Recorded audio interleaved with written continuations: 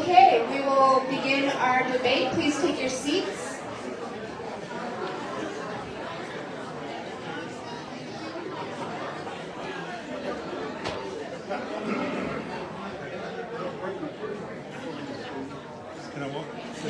We're going to just move the microphone, and you don't have to turn it off.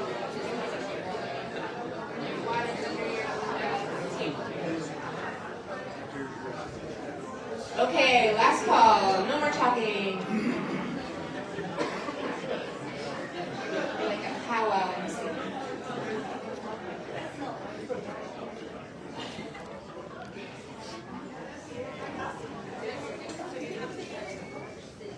All right. Thank you all for joining us. We're going to start with our opening statements of 2 minutes. And we'll start with Scott Johnson. We'll go in alphabetical order from there, by last name. So hello, and I want to thank everyone. I'm just so humbled that I'm able to come here. I want to thank my family that's come from Kansas and are all around here. And I want to thank the Osage News. And just the fact that a dairy farmer that could come up here and stand up and be able to have the opportunity to represent the Osage people is very humbling to me. And I want to thank the people that are online and my cousins out in California that are listening in, because I don't want to forget those people that are out there, because we represent them as well. But whenever I was a kid and all the summers that were on the dairy farm, when we hosted the Pawhuska State Powwow, my dad hosted it we did on the farm for 17 years. I learned how important it was to open up our dairy farm and invite the town, open up our hearts, our home, and our hands to the community, and invite everyone into our place. And that was very important to us. And those experiences live on to me, and that's what I hope to be instilled whenever I come into the nation. And when I'm running for assistant chief of the nation, I hope to instill all of that as I come through. But as an Osage LLC board member, I see opportunities that we haven't even begun to tap into yet. And I want to be able to tap into those. But I also, as human resource manager, I seen all the opportunities that we left as the fear of the people. And when we really look at our people and we talk to our people and we find out what the issues are, we can solve those problems, and we can make sure that we cover them through training and development. And same way with an HR, and same way when I was school board president. Thank you. Okay, Mr. Red Eagle. First of all, I'd like to thank the Osage News and the Osage Casino, the Osage Nation Casino for this. It's very important. I'd like to speak in my own language in the beginning, so those of you that understand.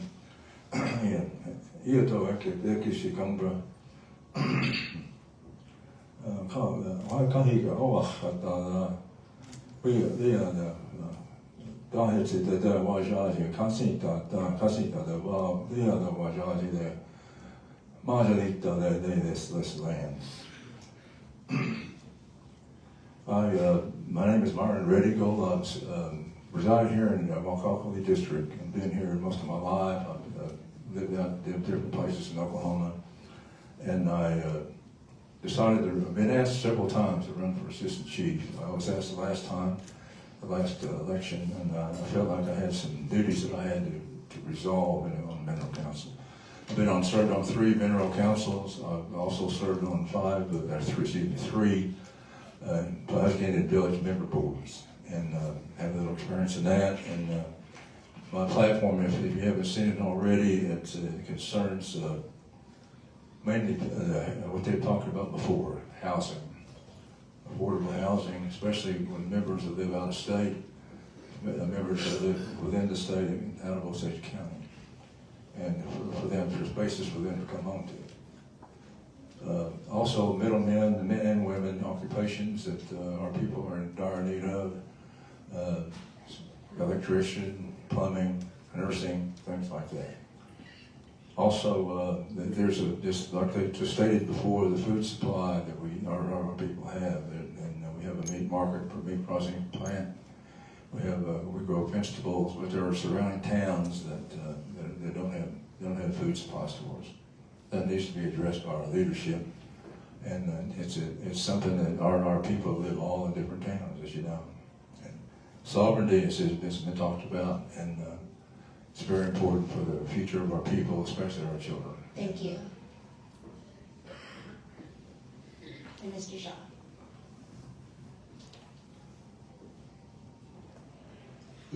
Zani Wawiwe Pikombra. John Shaw Jaji Abri. Pasuling Fairfax Dawa Abri.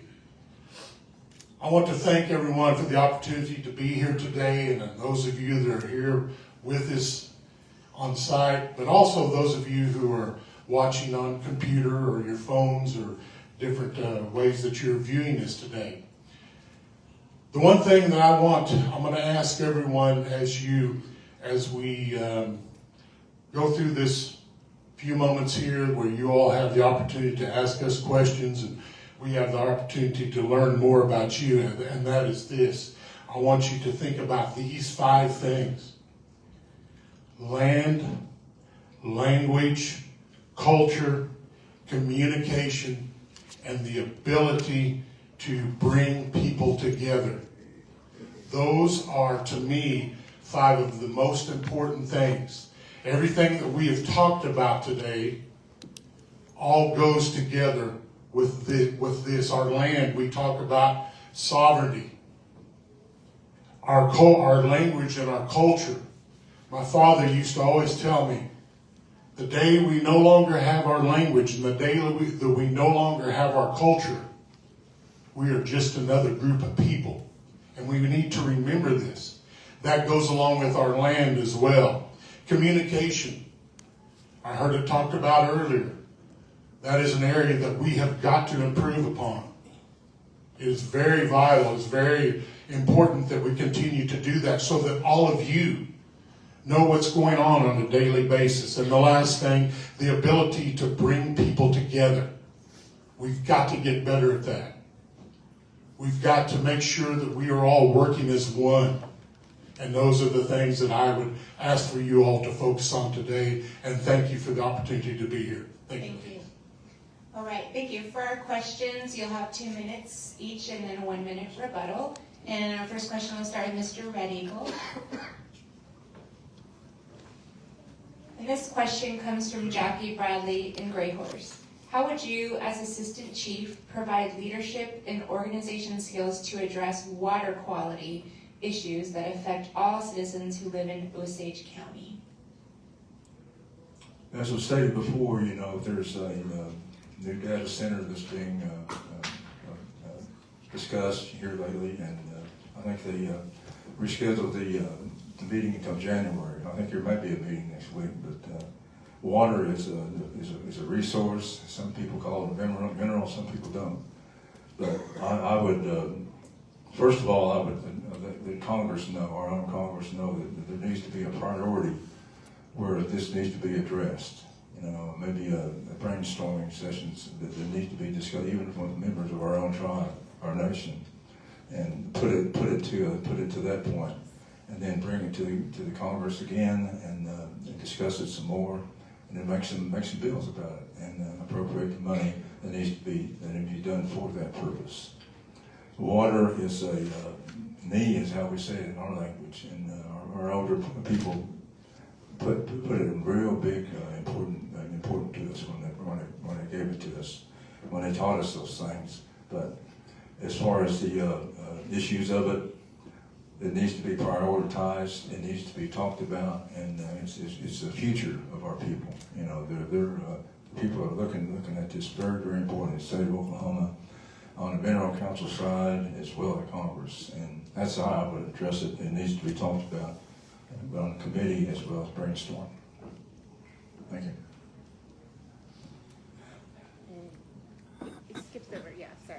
we're done.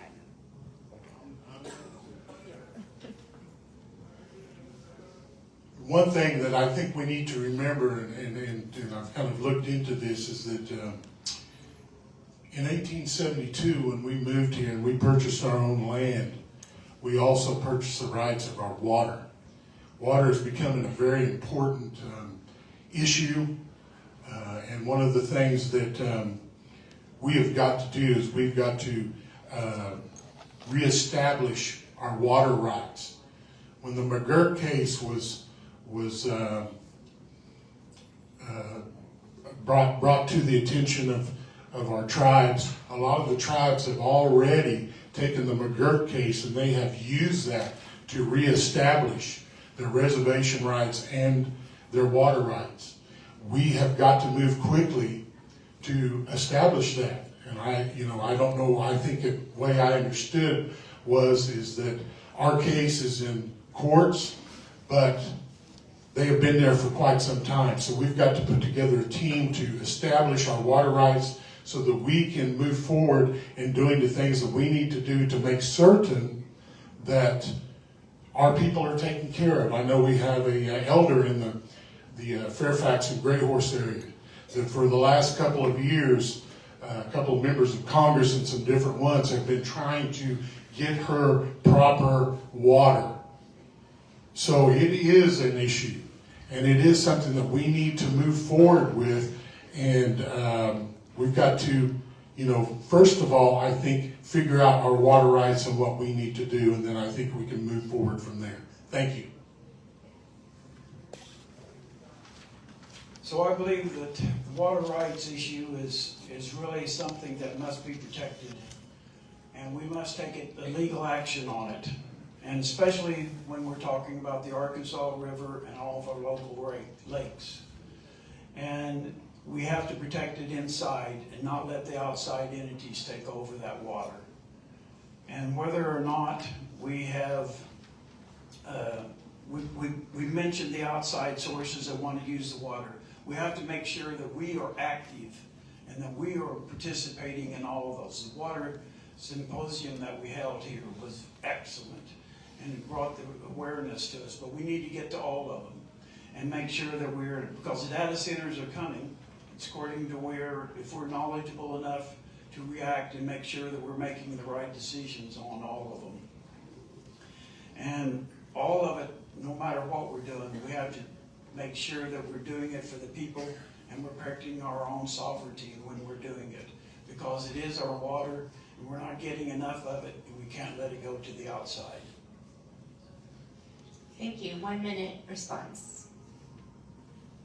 On the Mineral Council side, we deal with saltwater disposal wells, and that is all under the Bureau of Indian Affairs. So we're underneath that, and we have to abide by those laws. It's code of federal regulations. Code of federal regulations. And that's on the Mineral Council side. But as far as the water is concerned, when it comes to the new data center, I've studied about it, and these data centers are going to use a lot of electricity, just like the chief's candidate stated. It also uses a lot of water. So I would suggest there's a meeting next week, I believe, and some of us will probably be down there and maybe sign up for a petition of some kind. The mineral state, anything below the surface belongs to the Osage Nation, and with the beneficiaries of the Osage Nation shareholders. But that is very important, and it has to be talked about, and everybody needs to show up. Thank you. The one thing I do kind of want to mention, and I don't mean any disrespect to anything anyone has said up here, please, I don't, but that is that we constantly, over the years I've come to things like this, and we constantly talk about us putting money forward to do this and to do that. One of the things I want everyone to think about is that I do work in our casinos, and there's a lot of pressure for us to continuously raise the amount of money that we give on a yearly basis. and it's getting harder and harder for us to continue to give more and more money. So when we think about these things, let's think about how we can do it other than just us funding those things. Thank you. Well, I guess I should have gone first, but my rebuttal is, it was really heartbreaking when we sat here and we listened to the cities within our own county and the issues they have with the water systems and the breakage of the water and not having clean water for their citizens. We need to work with those cities and be able to come up with a solution. So I know it can't break us, but we have to be part of that solution. Okay, great, thank you. Our next question comes from Jackie Wilcoxon Pawhuska. What cultural activities are you a current participant of, and how will that enhance your role as Assistant Chief of the Osage Nation? And we start with Mr. Shaw. I actually grew up in Wichita, Kansas for most of my life, but my grandmother, Cora Bates Shaw, and my father, Jerry Shaw, were very instrumental in making certain that we were always here to be a part of cultural events. Whether that was dances or hand games or dinners or whatever was going on, we were always here. And so our culture is very, very, very important. It's something that you have got to attend.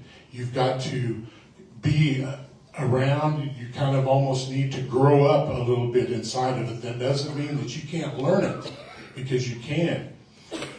As Assistant Chief, I think it's very important, number one, for us just to be there, be present at whatever is going on. I know just earlier today I was at the little craft show the tribe was hosting out here, and someone mentioned the fact that they thanked me for being there. And I told them, I said, I would be here whether I'm running for Assistant Chief or not. I just attend things like this. I think it is very important that we are there. We're showing support. We're showing support for our drum keepers. We're showing support for whomever it might be that is hosting those events. Funerals. I can remember my grandmother, when we'd go to a funeral, we'd come home and she would ask, were any of those councilmen there? Was the chief there? That was the first thing she wanted to know. Because we are the representation. We are the role models. We are the ones that people are going to be looking to. So I think that's how important it is as us as Assistant Chief to be involved in those kinds of things. Thank you.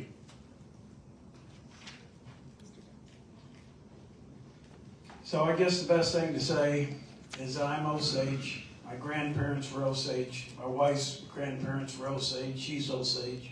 My children are Osage. My grandchildren are Osage. We participated and hosted the Kahika's Day powwow for 17 years. My wife and I hosted it for 6 years. I'm on the Kahika's Day powwow committee.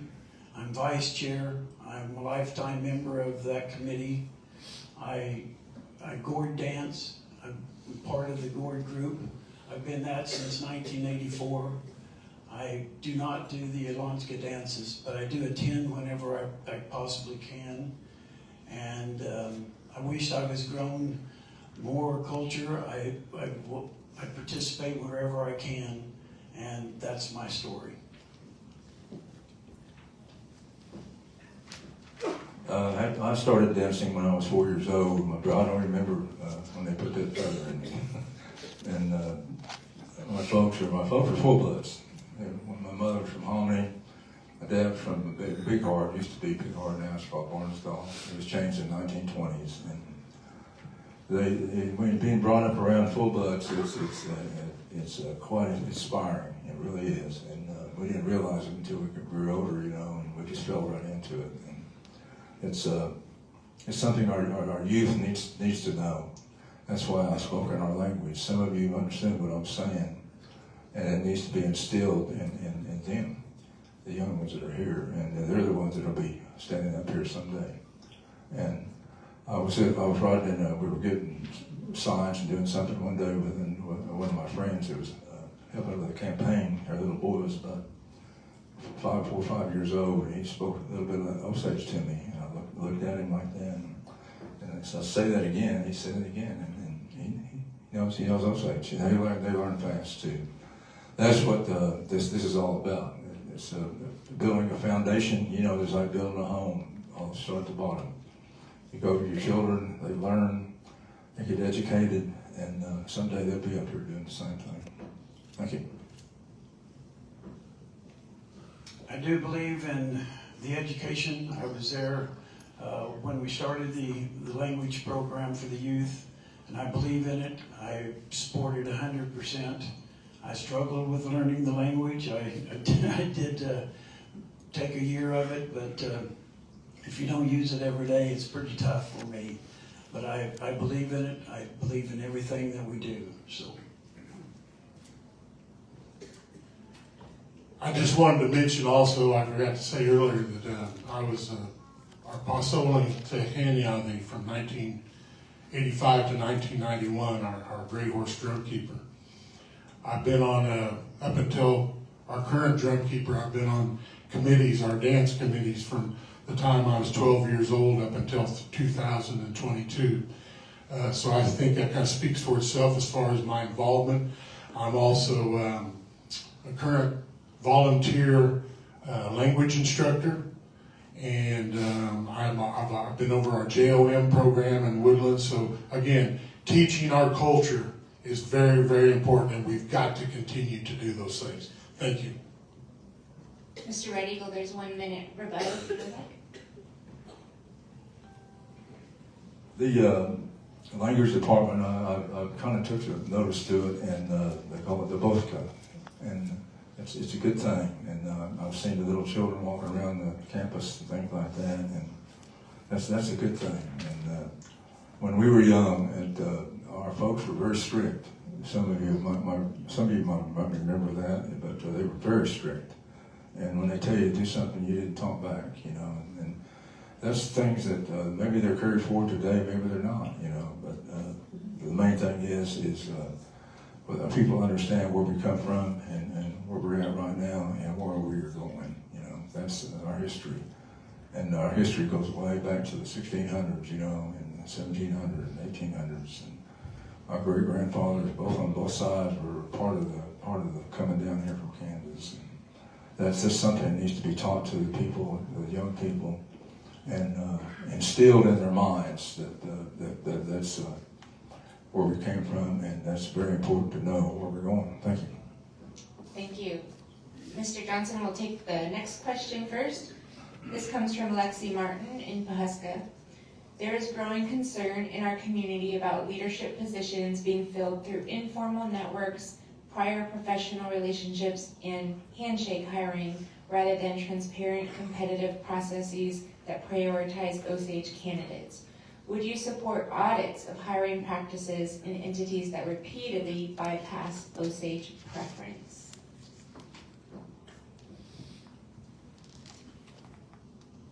When I first started at the Osage Nation, we were way behind on Osage preference as far as I was concerned. And we were behind because our employees were not educated enough. So one of the things that we implemented in the HR department was training and development so that the employees would be able to be qualified in order to make the Osage preference. So what we did was we set up a training program for whatever they wanted to wield on, whether it was accounting, whether it was in finance, or whether it was in child support, whatever area it was.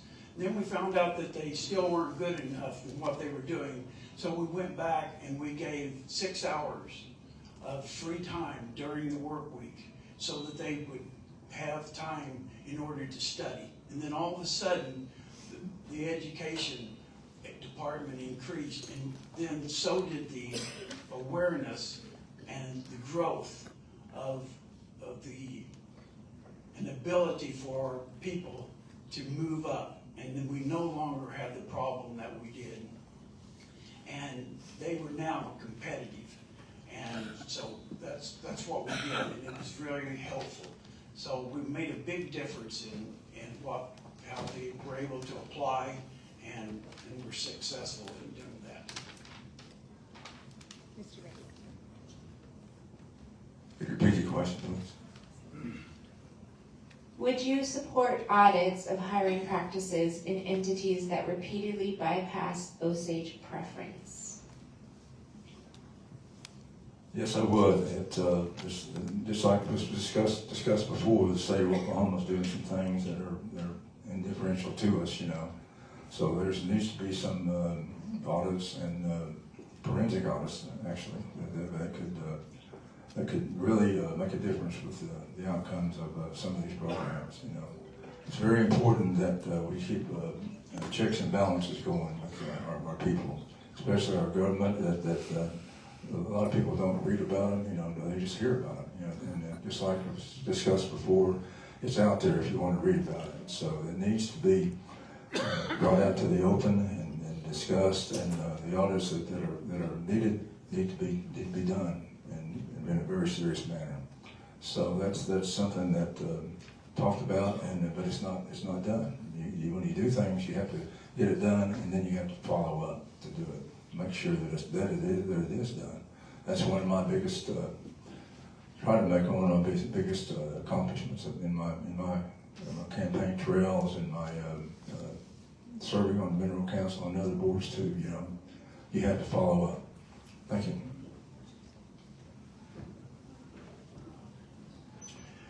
In 2006, I became the training development manager for the Osage Casino Company. And I was given the task of creating what was called our career development program, which was presented to our Osage tribal members who worked within our company. And what we did in that program was we trained and developed them to become leaders within our company. Unfortunately, that program has gone away. And that, yes, this is a huge concern of mine. You know, as far as audits go, I would be willing to talk more about those and look into those. But there needs to be a system where at least someone is approving whether people rightfully have been turned down or not giving the appropriate opportunity to apply for jobs. We talk about our tribal members not being educated enough. We have thousands of good tribal members out there who are educated.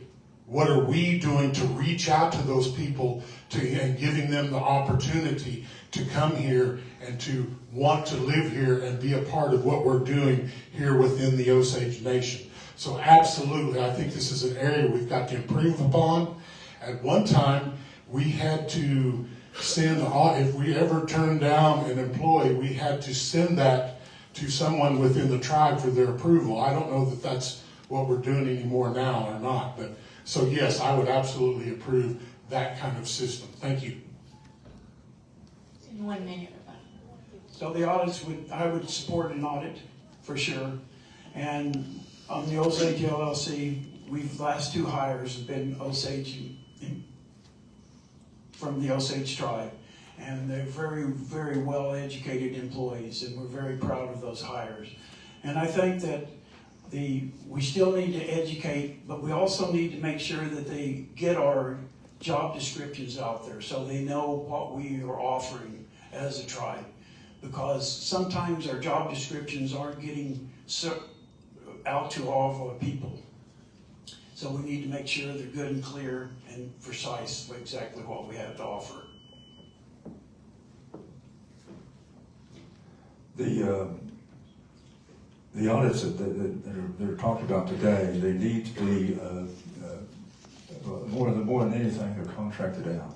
A lot of other things, a lot of businesses are contracted out, and that leaves on the wayside in a way, you know.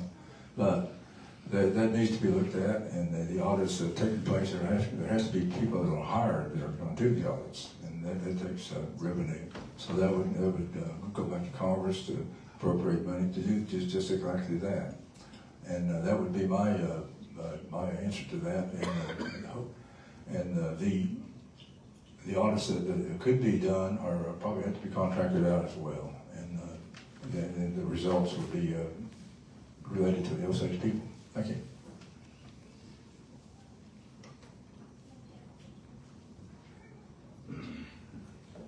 One of the concerns that, again, I have is just that are we developing and training our people in a proper way? I had a gentleman that recently reached out to me and told me that his daughter had just started working for our Osage Nation. There was no orientation program. There was nothing to help them excel and have an understanding of what their job was going to be. And that was a huge concern of mine, and one of the things that I've been kind of for no better term, campaigning on is trying to make certain that we are training and developing our youth, our young people to be the best that they can possibly be. And if we had to audit those kinds of things to make sure that we are fulfilling what we need to be doing on our end, then absolutely I'm all for that. Thank you. Thank you. Okay, Mr. Red Eagle will take the next question first. And this comes from the Osage News.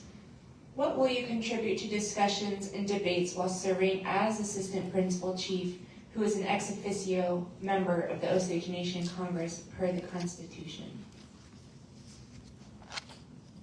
Could you repeat the question, please? What will you contribute to discussions and debates while serving as Assistant Principal Chief, who is an ex officio member of the Osage Nation Congress? The term ex officio would be, someone that has served before, I believe, and I think that would have to be discussed within the bounds of our laws, our resolutions, and bills.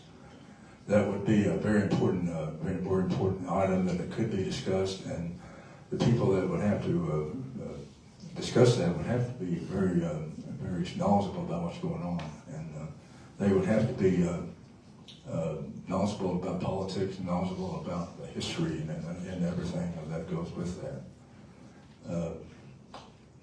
There's something that really concerns a lot of Osage people. That's something that when someone comes in and they're ex-members like that, it creates conflict, it creates problems sometimes, but it needs to be looked at and discussed, and really a very serious tone to it. Thank you.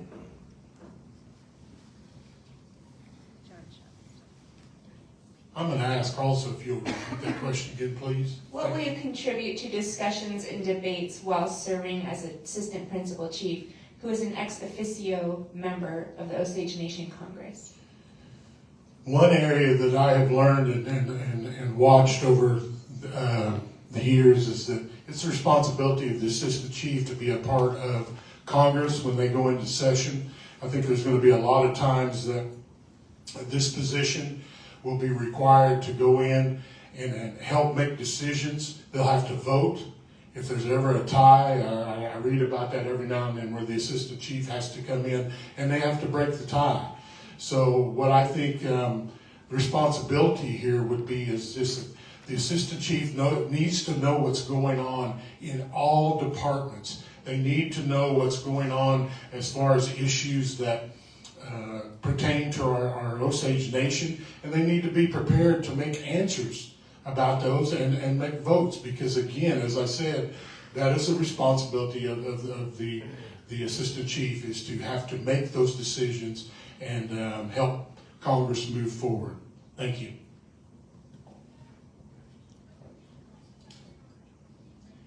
I feel that the Assistant Chief and the Chief have to work as one. They have to become a team. And when you go down to Congress and talk to the legislative branch, you have to know exactly what the Chief is thinking. And because you're the Chief's voice, you're also the voice and the ear of the people. So when you leave there and go from the executive to the legislative, you should be able to state clearly the terms of what the Chief is wanting and what the people are wanting. So there shouldn't be any question about the stance, what is going on between the two branches. And if you don't, then I think that's where the confusion. It has to be honest, it has to be clear, and it has to be straightforward, because it's easy to break that honesty and if you break that honesty and that communication barrier, it's hard to get back. And that's what I think that I definitely would bring. And if I'd make a mistake, then I would correct that mistake. But I would address everything as discussed between myself and the chief and carry that forward down to the legislative branch.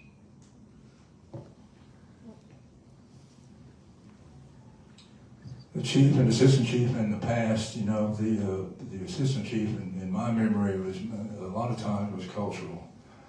And he was the backup of the chief, and when things culturally were involved, that's when the assistant chief took the lead. And as far as backing up the chief, that's his job.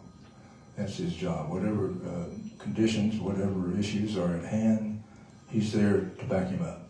And also in a different sort of way, a lobbyist he can be a lobbyist in some sort of instances with Congress, on important issues that have to be resolved.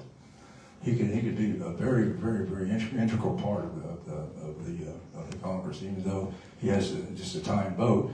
That position is also a very important position. In the past, the assistant chiefs were very cultural. Things change over time, but that still can be instilled in our nation and the future of our nation. That's a very important issue, and as a team together, they can accomplish many things. Thank you.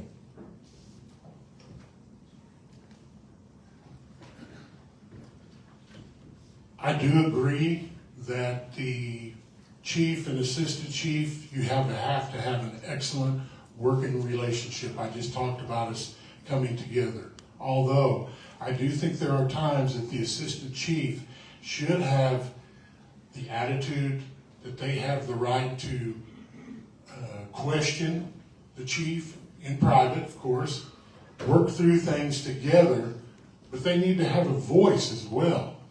I think that, in my situation where I run a casino, my managers come to me all the time and say, we need to do this like this. It's not always what I want to do, it's what we need to do as a team. And I think, again, that's very important as we move forward in this position. I think the other thing that's very important is that with my experience on the Osage LLC, we need to talk about the economic development process of all of this. And I think that I can bring that to the table as well and assist the chief and let them understand and work together. But when I leave the chief's office, whoever that may be, we would be on the same page, because that's where that communication has to work. So thank you. Okay, our next question will start with Mr. Shaw. And this comes from Joe Clote in St. Louis. How do you envision collaborating with state and federal leaders on environmental protection for Osage lands? First of all, it's got to be about communication. It has to be about coming together, having a trust with state officials, having a trust with county officials. I know I worked for the city of Tulsa for close to 20 years, and I have an understanding of how that government is set up. At different times, we had to work with officials from different entities, such as Tulsa County officials and state officials, to be able to get things done and to be able to accomplish the things that we were looking for. I think that there's a couple of ways. That I think you have to have an understanding of one another. You have to have an understanding of how each other, the culture. One of the challenges, one of the other things that they're not mentioning is also when we have to come together and we have to work with other Native American tribes. I think that's going to be very, very, very important as we move forward with our sovereignty, as we move forward with our water issues and our land issues. We are going to have the ability to work with those people, understand how to get along and understand one another's culture. And that's not always very easy when you walk into a room of different people who come from different areas. Personally, I feel as if I have the ability to communicate and work with many different groups. I've had that opportunity not only in Native American settings, but also in non-Native American settings where I was required to go and be a part of things and to try to bring us together as one. Thank you. So first off, I think it has to do with dealing with our sovereignty as a nation. We have to keep our people and how it relates to us as number one in everything that we do. And we always have to make sure that that is in our forefront, what's best for our people. In my past life, I served as an HR director for 7 different plants all the way across the United States. And when they'd call me to those plants, it wasn't always for the best of situations. And I would walk in and deal with different issues with all kinds of different managers. But we always sat down and we listened to what the issues were. We managed through those issues, and we made sure that when we came out, it was best for that situation, keeping our employees in mind all the way through. But we have to keep our people, our Osage people, in mind, what's best for the nation and our sovereignty, to make sure that's working for us. Repeat the question, please. How do you envision collaborating with state and federal leaders on environmental protection for Osage lands? In May of this year, we, four of us on the Mineral Council went to Washington, D.C., and we drove up there, my niece and I, and we met with the EPA, one of the governing bodies of the United States. And it's very, we wanted to meet with Lee Zeldin, who's the director of the EPA, but it was on mostly about land and water. And we got to talk to some of his assistants and met with them for almost an hour. And that's as far as the Mineral Council is concerned, that's what we deal with every day. Just like the United States government and for the shareholders of our nation, they're our trustee, the United States is. So is the Environmental Protection Agency. It's our trustee, the same thing. And when it involves the shareholders of the Osage Nation, it involves the members of the Osage Nation also, because they'll be shareholders someday soon, and whenever that is. That's something that Region 6 is out of Dallas, Texas. They meet with us from time to time, and when there's an issue, we call them directly, and they answer the phone. And if we want them to come to the Mineral Council to meet with us, they do that. So that's a government-to-government collaboration. That's how we have to do, and as far as our land is concerned, the state is involved with that. But you got to remember, the United States can always trump the state. I've been told that by lawyers. The United States, federal always can trump state of Oklahoma. So that's and gives us an upper hand, whatever issue that might be. Thank you. I think one other thing that I kind of wanted to mention is just that the ability to stay on top of things, the ability to get things done. In 2003 through 2006, I was in charge of our land issues, our land that we owned at the time, putting those lands into trust. If you don't stay on top of the BIA, if you don't stay on top of the state agencies, you are not going to get anything done. And you have to have that ability to stay on top of what is going on, making certain that what you're working on is being taken care of. You have to rely upon many different people on a lot of our land issues.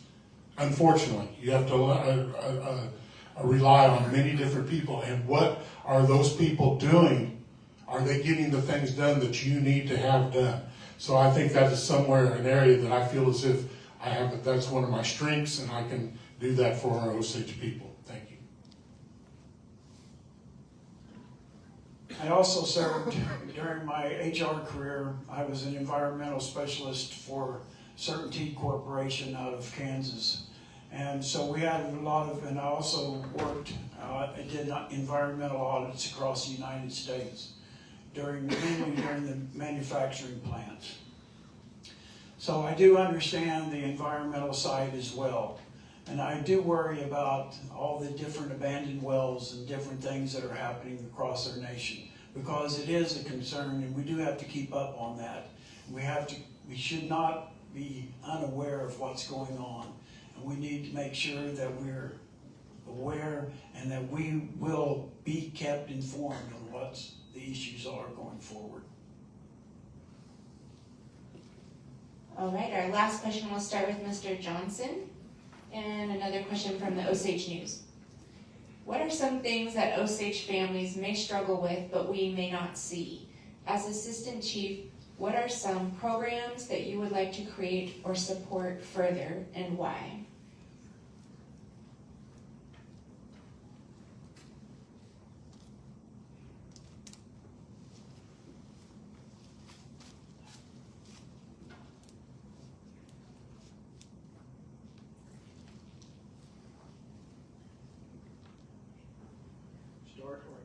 Start or expand on? What was it?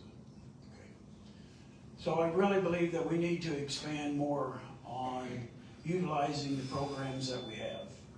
And exactly what I mean by that is the Butcher House and the Harvest Land. I really think that those programs are great programs, but I think that we need to utilize them more. And maybe not call them programs, get them out, get them where we're really utilizing this and as a resource to all of our people. Because I don't think we're tapping near enough. I think that we have animals that we can harvest and we can get out there. I believe the slaughterhouse, the butcher house can be utilized more. And I think that community gardens, I understand that we're in a floodplain, but I really think I grew up in a floodplain, but I think that we have a lot of opportunities that are here before us. And I think all programs are, you can talk about how the programs are, but do all of our employees know and all of our families know all of the good things that are going on, that we can get free training for vocational education and assistance for housing when we're doing it, and back and forth. We have a tremendous amount of great training. So I just think that if our households know about all the things that we have, we can just expand on our knowledge of what we really have. So I think that's our main thing, is just continue learning more about what we already have. Could you repeat your question, please? What are some of the things that Osage families may struggle with but we may not see? As Assistant Chief, what are some programs that you would like to create or support further, and why?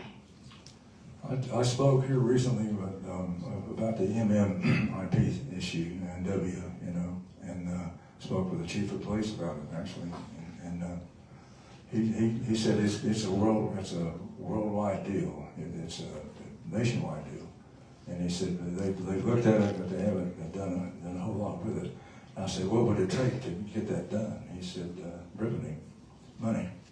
He said, if our budget was good enough, we could look into things like that.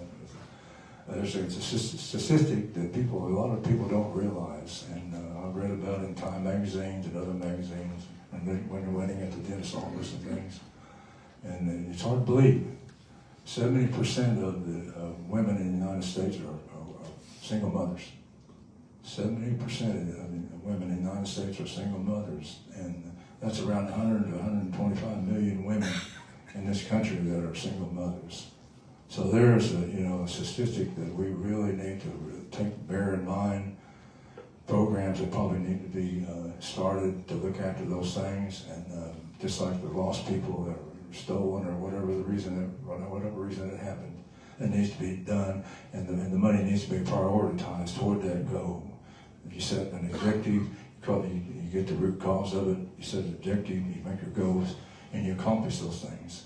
And it takes time, it takes money, it takes people, and if everybody does their job, it pleases everybody, because it's never going to crime. It's always going to be a ongoing thing, as we all know. But we can do the best we can with what we have. Thank you.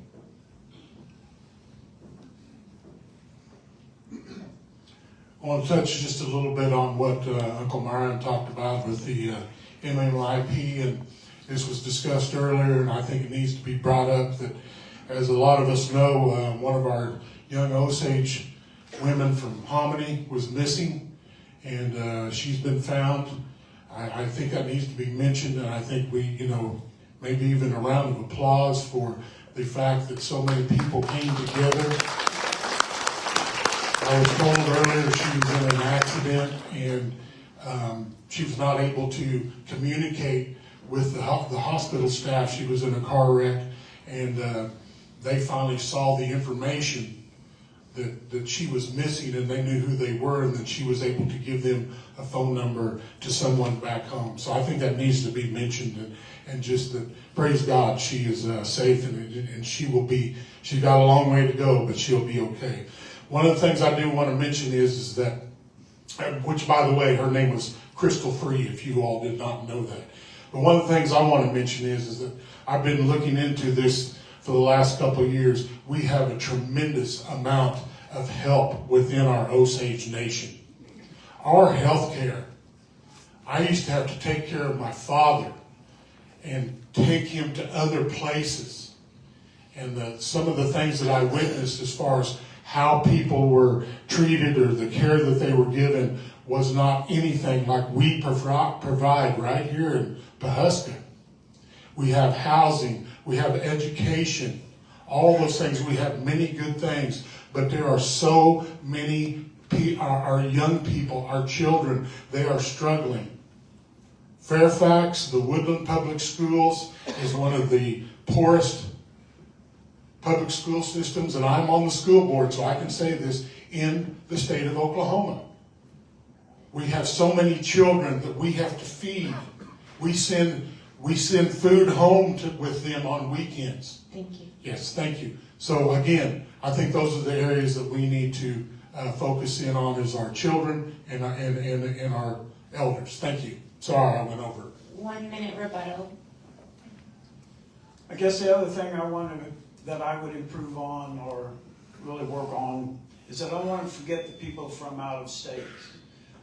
We talk a lot about right here in Osage County, but we have a lot of citizens from outside.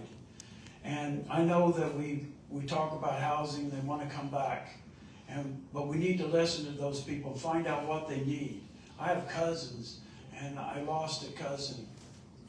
I called my niece and told her about the burial policies. They don't know about these things. So make sure that we talk and they understand about the benefit cards. And my sister and all of those. So what are their needs? And we need to make sure that they understand and we communicate to them. Yeah, I've been to California several times, and there's some people out there that want to move back, and they want to move back to a place that has good medical facilities. A lot of them are higher income people too. They can build their own homes, but there are also people that aren't in that category. And then that's where affordable housing comes in. So the housing discussion needs to be ongoing and very important to carry it on. And one thing that we have to really look at from our people are concerned is most of them don't live in Osage County. There's a lot of you that do, but there's a lot of them out there that don't. And some of you may be out there right now. And that's where the communication comes in. Read the Osage News, read the podcast, read everything that needs to be read. And when you come to us as assistant chief, I would direct you to the proper connections and do whatever I can to make it better. Thank you.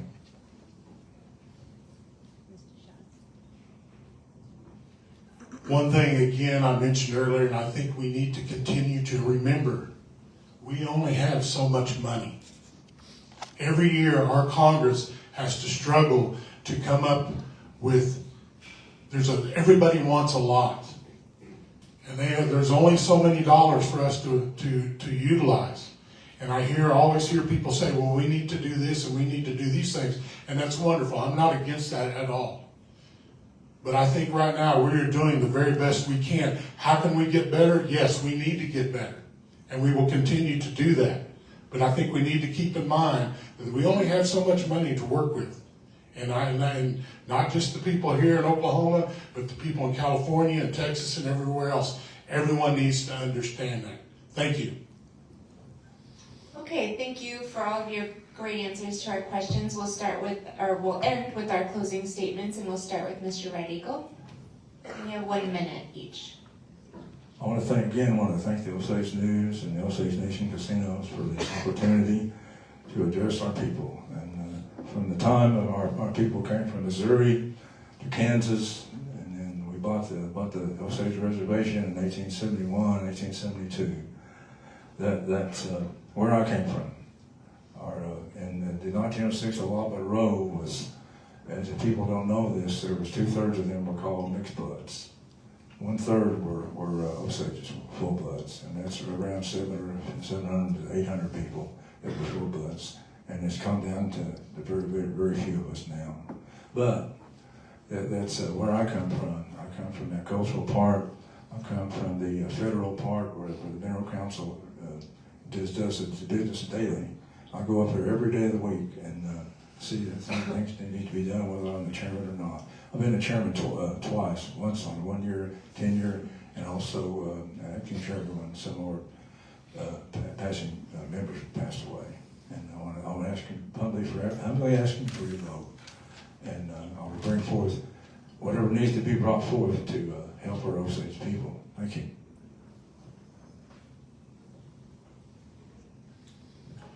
Again, earlier when we started, I talked about togetherness. I talked about the 5 things that we need to remember and think about when our time comes to vote.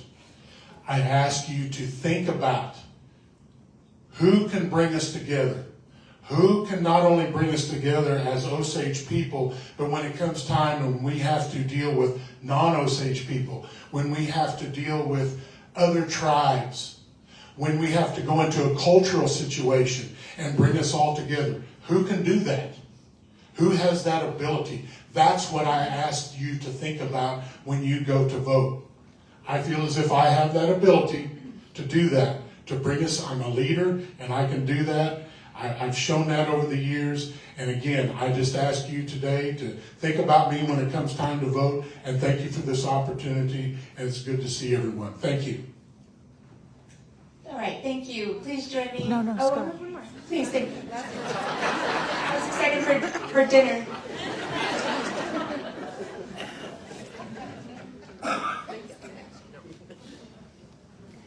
I do want to thank you for all your input and questions, and I do thank you, and I do believe that I want a strong, united Osage nation. And we talked a lot about money today, but no one has talked about other than gambling and our casinos. I believe that we have to expand. I believe that the Osage LLC has that network. I've seen that opportunities that are sitting there and we're not tapping it. I think that I can bring that to our nation, and we need to tap onto that. And I would like to have that opportunity as your assistant chief to bring that forward. And I ask for your vote, and so that I can bring that leadership to the nation, so that we can have the money to bring these programs to fruition. Thank you. All right, thank you. Please join me in thanking our candidates.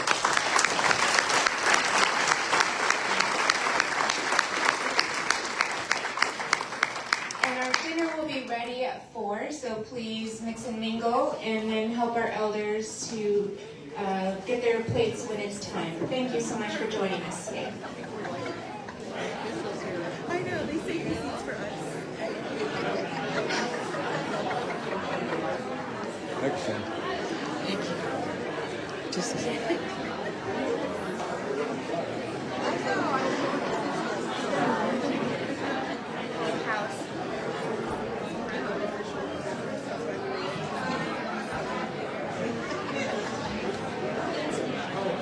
Right